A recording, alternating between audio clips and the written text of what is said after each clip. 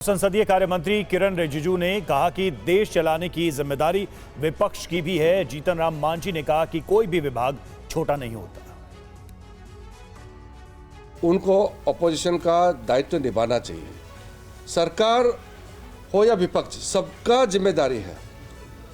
अलग अलग रोल है मगर लक्ष्य एक है। तो हम अगर देश के जनता ने हमको सरकार चलाने का निर्देश दिया है तो हमको सही तरीके से सरकार चलाना चाहिए। और देश के जनता ने जिसको विपक्ष का भूमिका निभाने के लिए निर्देश दिया है उनको सकारात्मक विपक्ष का भूमिका निभाना चाहिए। 62 साल के बाद ये तीसरी बार एनडीए की सरकार बनाने का मौका मिला है और उनको प्रधानमंत्री के रूप में शपथ दिलाने का एक मौका मिला।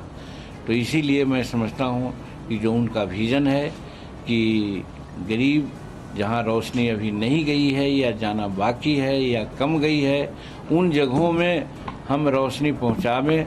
और उस संबंध में ये micro small and medium enterprises ये इंडस्ट्री है, इसका एक अहम भूमिका होगी, ऐसा मैं समझता हूँ।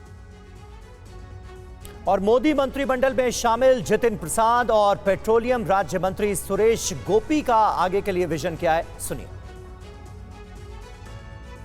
नरेंद्र मोदी जी का आभार प्रकट करता हूँ कि इतनी महत्वपूर्ण जिम्मेदारी मुझको दी है।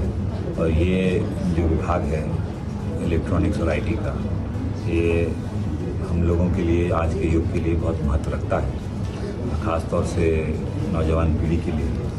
और प्रधानमंत्री जी का संकल्प है और उनका जो भारत के प्रति 10 वर्ष का उनका कार्यकाल रहा है, जो ट्रैक रिकॉर्ड है उसको आगे और बढ़ाने में मुझे भी उस टीम में स्थान मिला है। I was not expecting this ministry, so it's a huge responsibility. So I have to definitely look into the prospects at which my Prime Minister is looking forward to. After going through all those, the content of the next level of emerging petroleum systems in India, after learning it properly, maybe I will be able to put in my contribution. Jyotiraditya Scindia ने अपने विभाग की जिम्मेदारी के बारे में बताया है। स्वास्थ्य राज्य मंत्री जाधव प्रताप राव ने भी 100 दिन के रोड मैप का जिक्र किया है।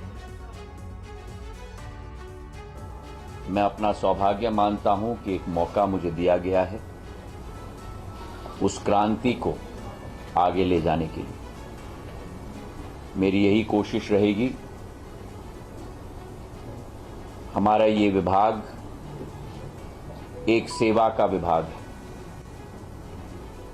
लोगों को जोड़ने का एक विभाग है।